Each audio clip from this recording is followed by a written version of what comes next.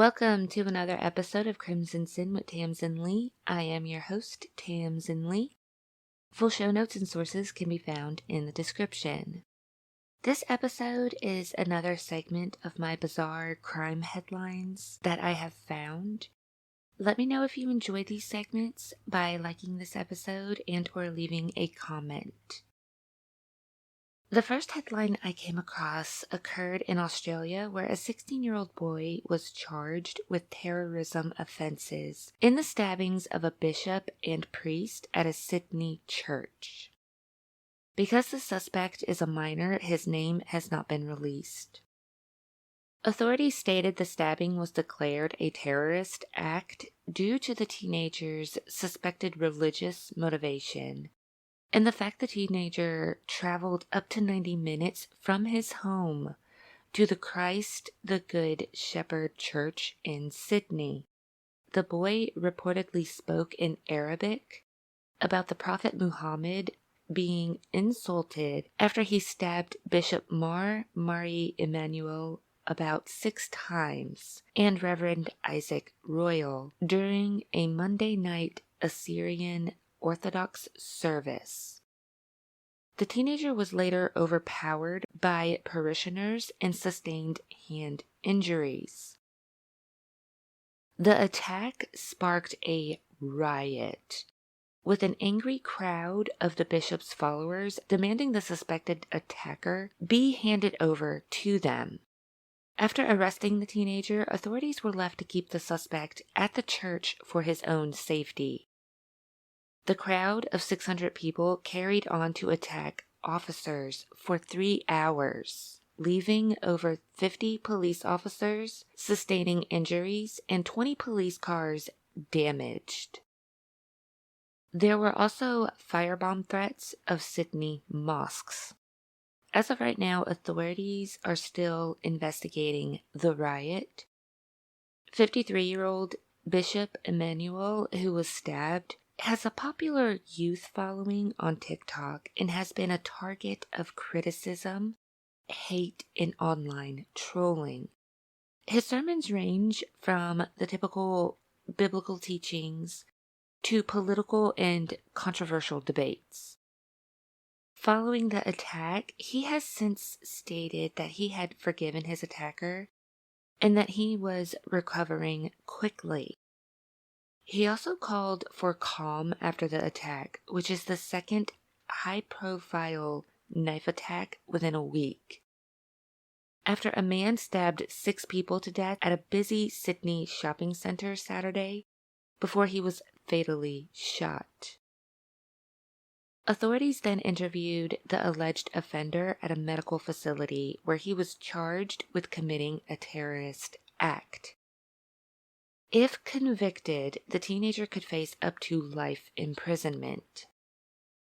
The incident was heard at a Sydney Children's Court on Friday, April 19th, where he did not apply for bail at the hearing. The suspect's lawyer reportedly stated that the teen has a history of knife-related offenses and has been seen by 3 psychologists and a school counselor, and he had an appointment to see a psychiatrist. His family stated that the teenager may have anger management and behavioral issues, as well as a short fuse, but he had not shown signs of being radicalized. The teenager's lawyer, Greg Scragg, stated the boy had a long history of behavior consistent with mental illness or intellectual disability. The 16-year-old is set to have a mental health assessment while in custody. He will enter remand custody at a children's detention center once he is released from the hospital, and he is scheduled for a court hearing on June 14th. Police say they are continuing to hunt for as many as 50 people involved in the riot and expect to make more arrests in the coming days.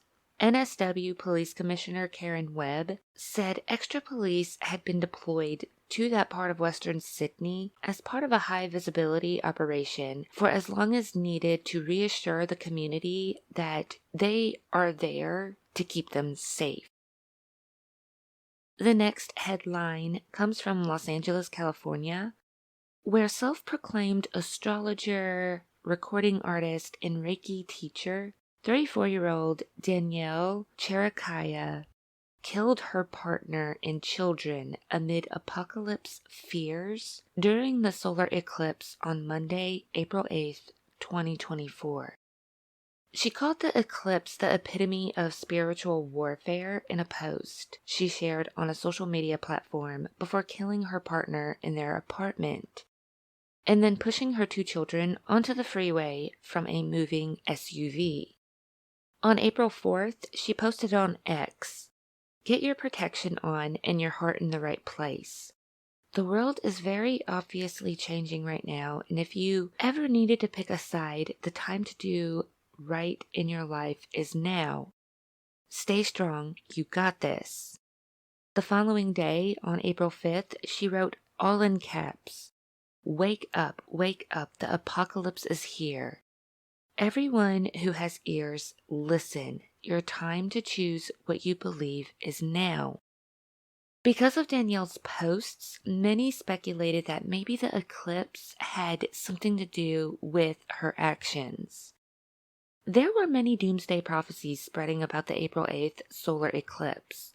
However, Lieutenant Guy Golan stated that the police are not investigating the eclipse as a contributing factor to the horrific crimes because they just don't know why she did what she did.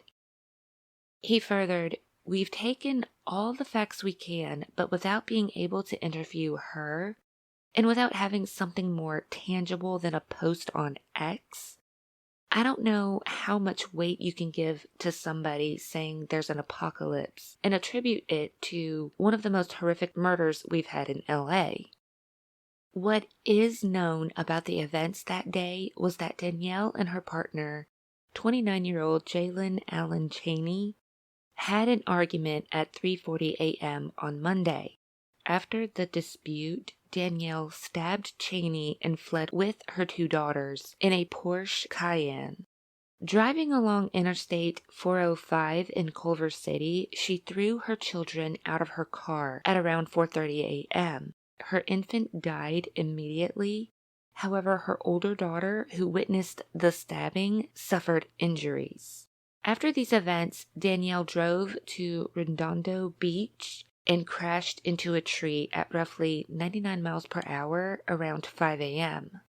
Authorities were alerted to Danielle's apartment after neighbors called 911 upon seeing the door open. Officers found a trail of bloody footprints and Chaney's body where he had been stabbed in the heart.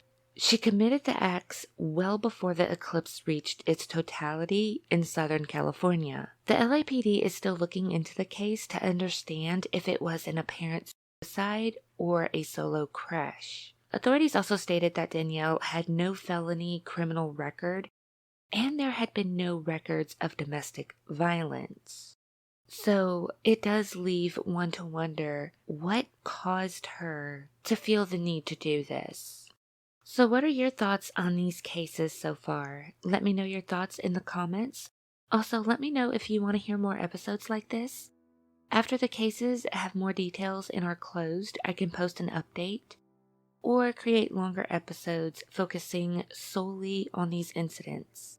Thank you for listening and your support. Stay safe, and I will see you for the next episode. Bye.